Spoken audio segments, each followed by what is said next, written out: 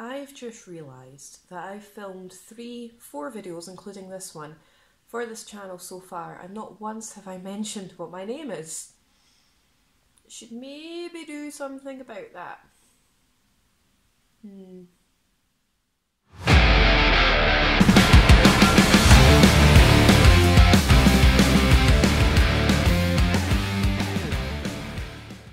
So recently I had a bit of a realisation, an epiphany I suppose, where I realised that not everybody who watches my YouTube channel or subscribes to my YouTube channel has followed me from Metal Twitter, so you probably have no idea what my name is, and I should maybe have done something about that beforehand.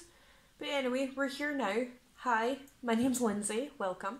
Today I'm here with part 3 of my top 40 albums of 2022, and today we will be running through albums number 20 to number 11.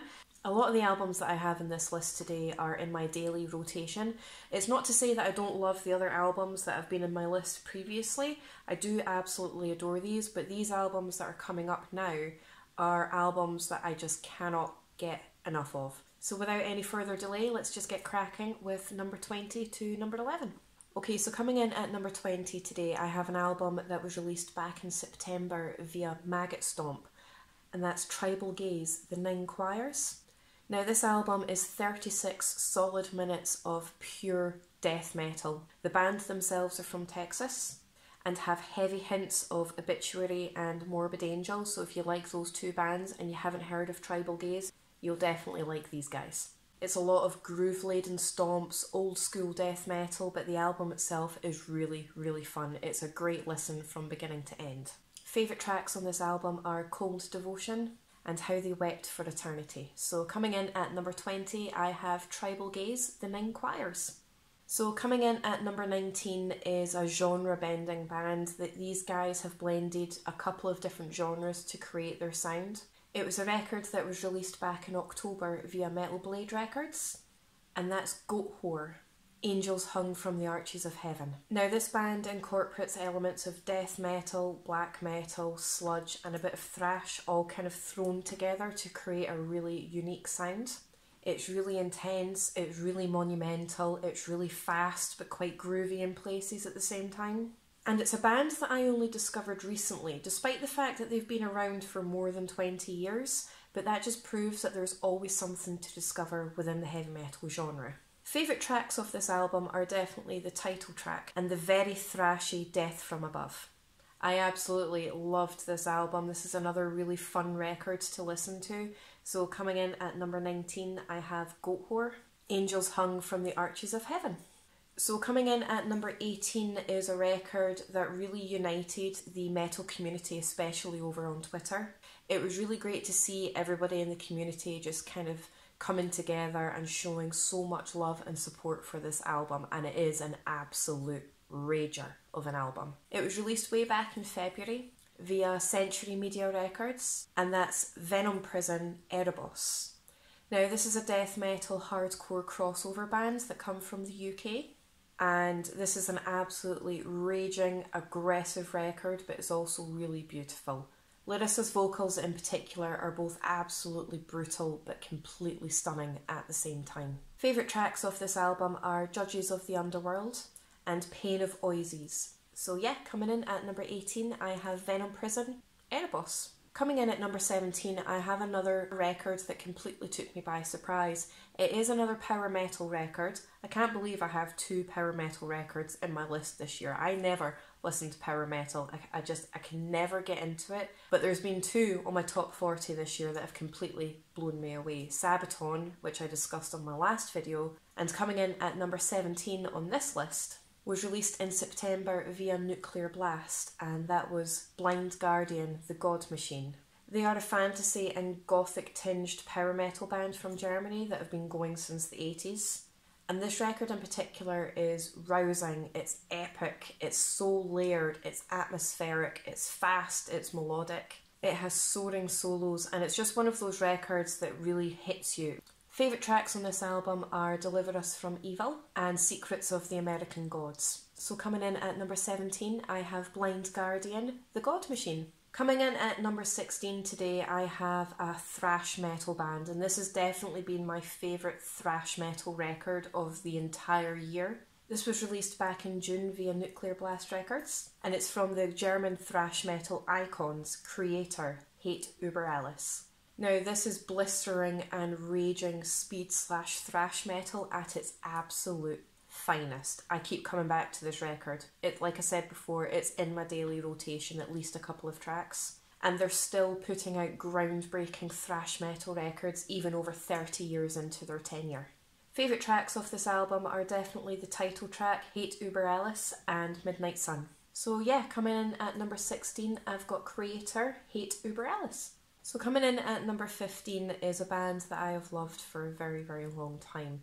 Anybody who's followed me long enough online knows that I am deep into my Norse and Viking mythology. So it shouldn't come as a surprise that I absolutely adore this record and this band. So this album was released back in August via Metal Blade Records, and it's Amon Amarth, the Great Heathen Army.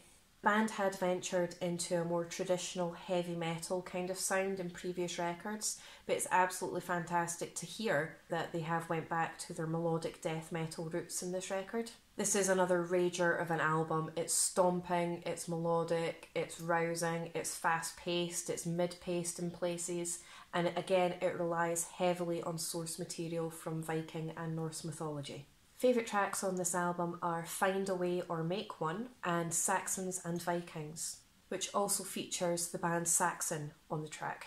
This band also has a lot of really great source material for me to delve into at a later date, so you can bet that I will be delving into a lot of the Norse mythology and the Viking related history that Amon Amarth rely on when it comes to writing their tracks later on in the channel. So coming in at number 14 was another surprise for me. This band are a metalcore band.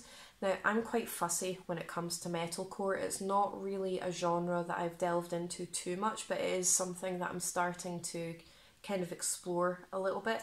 But this record absolutely blew me away. It also blew up across the entire internet. I've seen nothing but good things about this record. It was released back in the summer in June via Nuclear Blast Records, and that's Bleed From Within, Shrine. Now, the only way I can really describe this record, if you haven't listened to it already, is an absolute blistering riff machine, full to the brim of various different breakdowns. It's really catchy but really melodic in parts, and it is an absolute rager of an album again. Favourite tracks were quite hard to pick from this album because I do genuinely love every single track, but I have to go with I Am Damnation and Levitate. So yeah, coming in at number 14 was Bleed From Within, Shrine. I have to get a comfier seat because my butt is numb and I've got really bad pins and needles in my leg. So coming in at number 13 is a black metal album. This was a solo project that was released back in May via Nuclear Blast Records, and that's Ibaraki Rashomon. Now, this is the solo black metal project by Matt Heafy from Trivium, and it also has an all-star cast featuring Behemoth's Nergal, Isan from Emperor, and surprisingly Gerard Way from My Chemical Romance. Now, this record is absolutely stunning. It's sprawling, it's brutal, it's melodic, it's fast-paced, it's really heavy, and it's just absolutely stunning. I think Matt Heafy really does show his prowess when it comes to vocal ability, between his really brutal vocals, which are especially brutal on this record, but also his clean melodics. I'm not even going to try and pronounce the names of the tracks that I really like off this album, so I'll put them here, because we all know by now that I am terrible at pronouncing things, especially Japanese, which is a really hard language anyway, so I'm not even going to bother. Here are the ones that I really liked from this album. There you go. So yeah, coming in at number 13, I have Ibaraki Rashomon. Okay, so coming in at number 12 was another record that absolutely blew up online. Everybody went absolutely insane for this record, and quite rightly so. It was another release back in May from Nuclear Blast Records, and that's Decapitated, Cancer Culture. So this is Polish technical death metal, and I know I keep describing records this way, but I don't have any other way to describe them apart from absolute ragers, and this one is top tier rager. It's another record that has an all-star cast, featuring vocals from Tatiana of Ginger and Rob Flynn of Machine Head. Now again, I absolutely adored every single track on this record, but my favourites, if I had to pick, are definitely the title track, Hello Death, which features Tatiana, and Iconoclast, which features Rob Flynn. So yeah, coming in at number 12, I have Decapitated Cancer Culture. So coming in at number 11 and the last entry for this portion of my list, and it's held firm in at least my top 20 albums of this year, even after the various different records that have been released throughout the year. So back in January, via Nuclear Blast Records, I have Fit for an Autopsy, Oh What the Future Holds.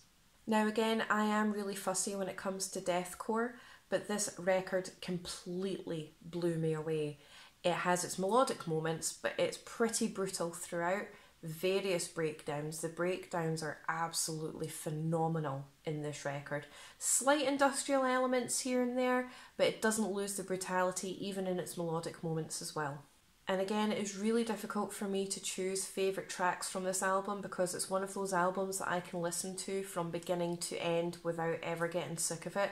But if I had to choose at least a couple of tracks, it would be Pandora, A Higher Level of Hate, and Collateral Damage. So yeah, coming in at number 11, and the final entry for this portion of my list is Fit for an Autopsy, Oh What the Future Holds. I can't believe I'm coming towards the end of my list.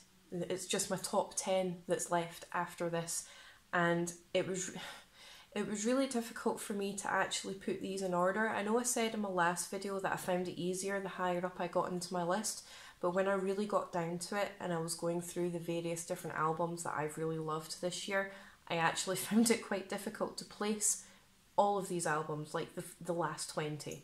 There have been so many phenomenal albums that have been released this year, and I'm really, really excited to share my top 10 albums of the year. Now, before I post my top 10 albums of the year on this channel, I will be taking part in a live YouTube stream with other writers from This Day in Metal. So if you're interested in hearing my top 10 and the team's top 10 albums of the year, I'll include the link below. Our live stream will be on the 15th of December at 7:30 PM UK time. And I'll list the different time zones down here, so I'm just in this general vicinity down here. After the live stream has been completed, I will be filming a separate video to put onto my own channel, which will be delving into the records with a little bit more detail. Once again, thank you so much for checking out my videos. I really do appreciate it.